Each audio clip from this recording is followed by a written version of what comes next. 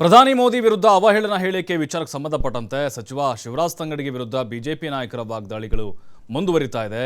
ಊಟ ಮಾಡುವ ಬಾಯಿಂದ ಗೌರವ ಮಾತುಗಳು ಬರಬೇಕು.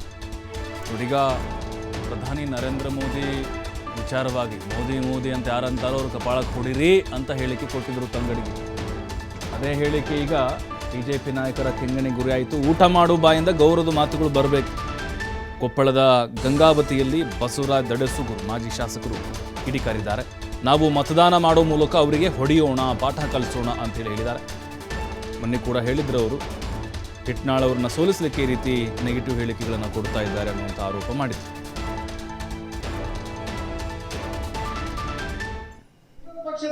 ಆಡಳಿತ ಪಕ್ಷದಲ್ಲಿರುವಂತವರು ಜಿಲ್ಲಾ ಉಸ್ತುವಾರಿ ಮಂತ್ರಿಗಳು 3 ಸಾಲ ಮಂತ್ರಿ ಆದರೂ ಹಿಂದುಳಿದ ಮಂತ್ರಿಗಳು ಸಂಪ್ರದಾಯ ಬಳಸಂತರು ಇವತ್ತು ಕಬ್ಬಳ ಕೊಡ್ತೀರಿ ಅಂದ್ರೆ ಅವ್ರು ಒಟ್ಟಿಗೆ ಏನ್ ತಿಂತಾರೆ ಅಂತ ಕೇಳಿದ್ರು. ಒಂದು ನಾವೆಲ್ಲ ಊಟ ಮಾಡ್ತಾ ಇದ್ವಿ. ಊಟ ಮಾಡೋ ಬಾಯಲೆ ಏನ್ ಬರ್ಬೇಕು? ಗೌರವದಿಂದ ಈ ದೇಶದ ಪ್ರಧಾನಿಗೆ ಬೇರೆ ರಾಷ್ಟ್ರದಲ್ಲಿ ಗೌರವದಿಂದ ಮಾತಾಡ್ತಾರ.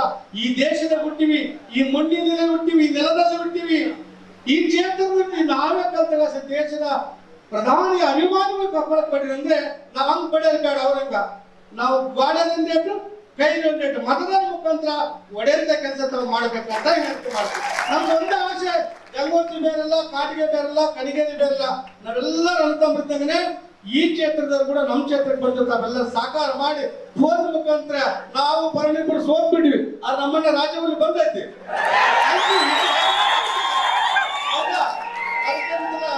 ನಮ್ಮಲ್ಲಿ ಆರೋಗ್ಯದ ಶಕ್ತಿ ನಾವು ಎಲ್ಲ ಸಾರ್ ಅವ್ರು ಸರ್ಕಾರ ಅಂತ ಹೇಳ್ಬೇಕು, ಕೇಸ್ ಮಾಡ್ತಾರೆ ಅಂತಿದ್ವಿ.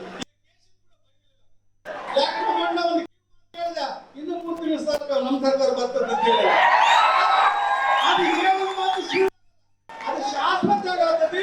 3 ತಿಂಗಳು ಎಷ್ಟು ಬರ್ತೀರಿ ಬರ್ಲಿ, 4 ತಿಂಗಳು ನಾವು ಸರ್ಕಾರ ಮಾಡೋಣ, ನಮ್ಮ ಸಂಸದರು ಗೆಲ್ಸಿ ಇಲ್ಲಿ ಬೇಡ ನಾವು ಡೆಲ್ಲಿ ಊಟ ಮಾಡೋಂತ ಮಾತು ವಿರೋಧ ಪಕ್ಷ